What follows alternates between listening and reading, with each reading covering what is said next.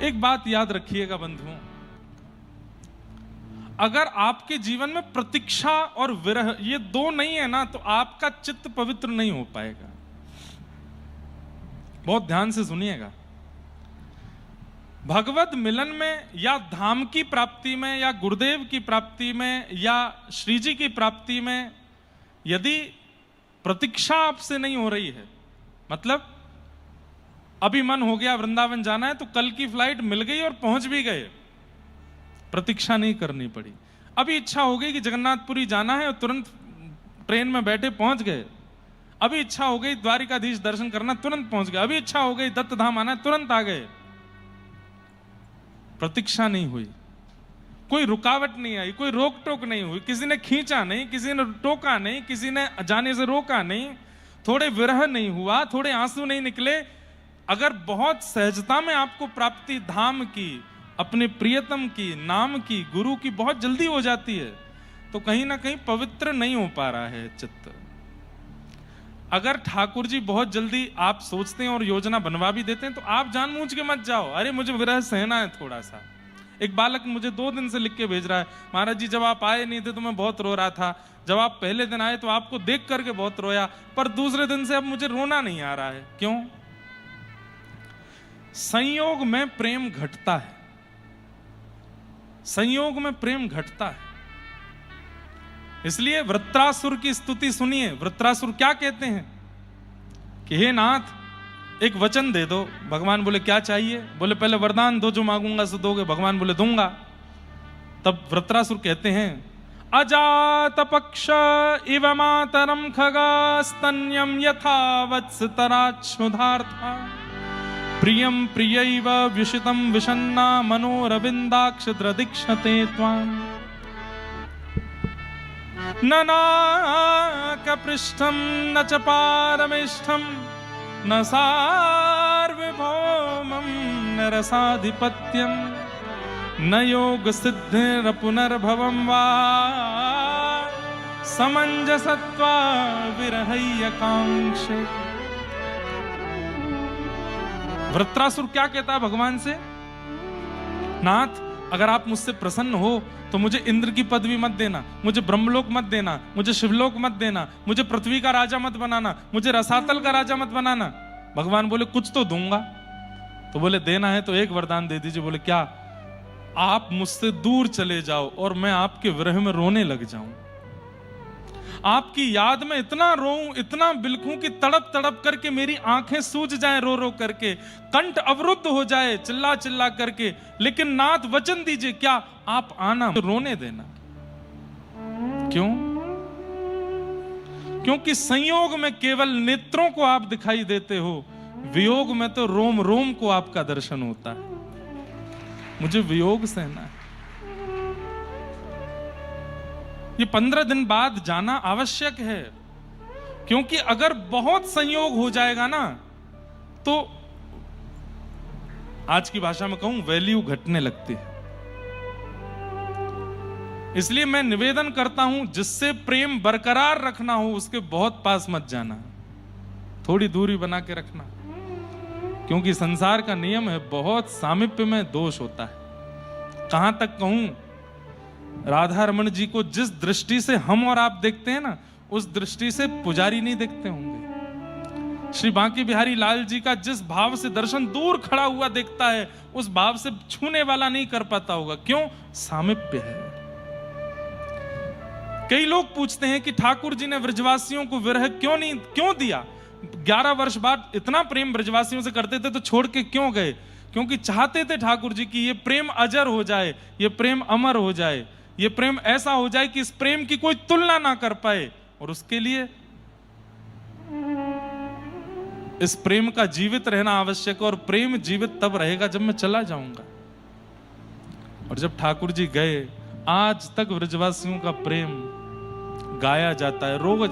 आज वैसे मैं चैतन्य चरित्र सुनाने के मूड में आया था, लेकिन आज नंदोत्सव ही करते हैं। कल 2 दिन चैतन्य चरितामृत सुनाऊंगा, सुनिएगा। विरह की वो पराकाष्ठा,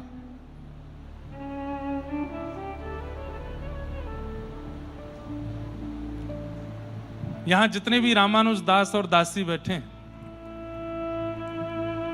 आपके गुरु भाई भी यहां बैठा है, नंद नंदन रामानुज दास। बहुत अच्छी अच्छी रचनाएं करते हैं। उन्होंने एक रचना करके हमसे गवाया है। वो क्या करते हैं, हमसे कथा सुनते हैं और कथा सुनने के बाद फिर उस पर पद लिखते हैं। बहुत अच्छा है बालक। वैसे वो पद आने वाला है कुछ दिन बाद, लेकिन कितना अच्छा भाव है। हे उधा मेरो छूट गयो ब्रज धाम, हाँ उधो मेरो छूट गयो ब्रज धाम। मेरे हृदय की को जाने में रोऊं सुबह शाम। हे उधो मेरो छूट गयो ब्रज धाम। मैया छूटी बाबा छूटे, छूट गई मेरी गैया। गोपी ग्वाले और यमुना तट पनघट की छैया। मथुराधीश बनो हूँ जब ते, मथुराधीश बनो हूँ जब ते, खो बैठो हूँ श्याम। हे उधो मेरो छूट गयो ब्रज धाम। मुझे गाना तो नहीं चाहिए, लेकिन मैं रोक नहीं पाया। और वो बालक यहीं बैठा है, इतने अच्छे अच्छे पद लिखते हैं। उसने एक पद और लिखा, बन के जोगन डोलत व्रज में, पीवत यमुना जल को, मेरो मन वृंदावन में अटके। मेरो मन हरि चरणन में अटके। याद में तोरी भई बाबरी, सुध लो मोरी कुंज बिहारी। याद में तोरी भई बाबरी, सुध लो मोरी कुंज बिहारी।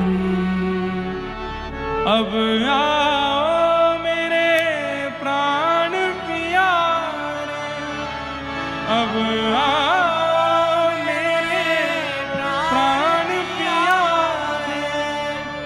अपनाओ या जन को, मेरो मन वृंदावन में अटके। मेरो मन हरि चरणन में अटके। एक पद और लिखा है, श्यामा सुन आज हवाएं गाएं अपनी प्रेम कथाएं। पंछी सारे सुर साधे हैं, कण कण अनहद नाद बजाएं।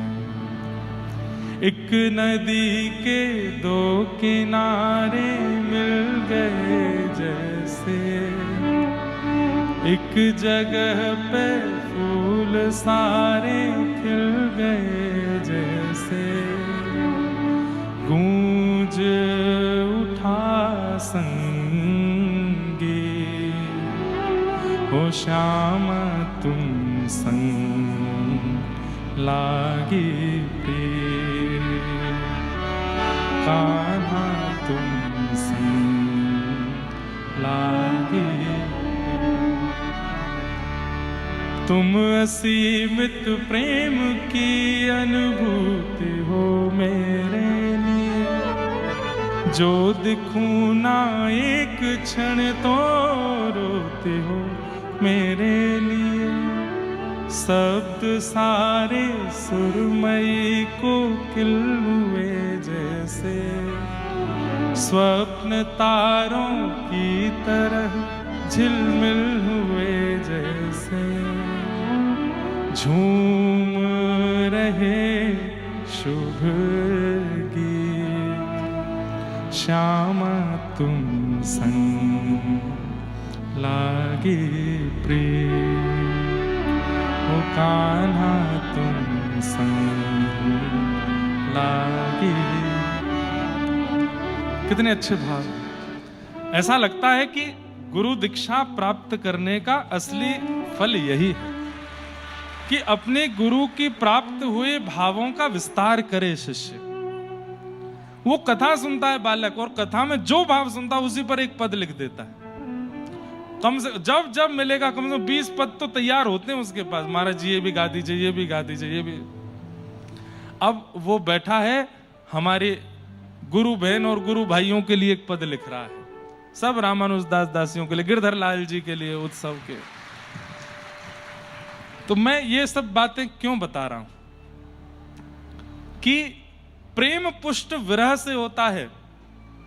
और जब उद्धव वाला पद रात्रि में मुझे याद है 2 बजे मैं उसको कथा सुना रहा था, और बैठ करके वो पूरी कथा सुन करके अगले दिन तो वो पद लिख के लिया। रो रहे हैं, नेत्रों में आंसू भर आए हैं।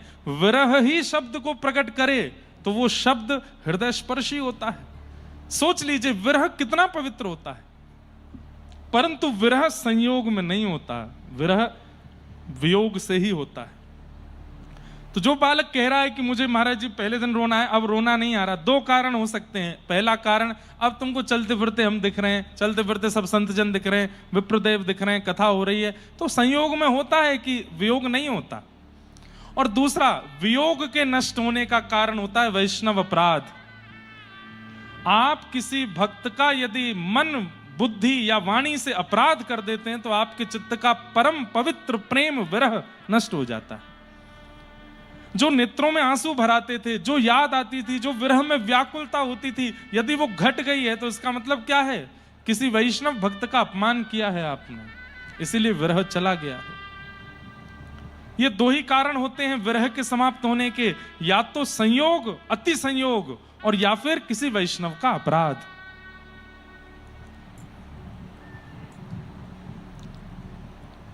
वियोग, विरह प्रेम को पुष्ट करता है।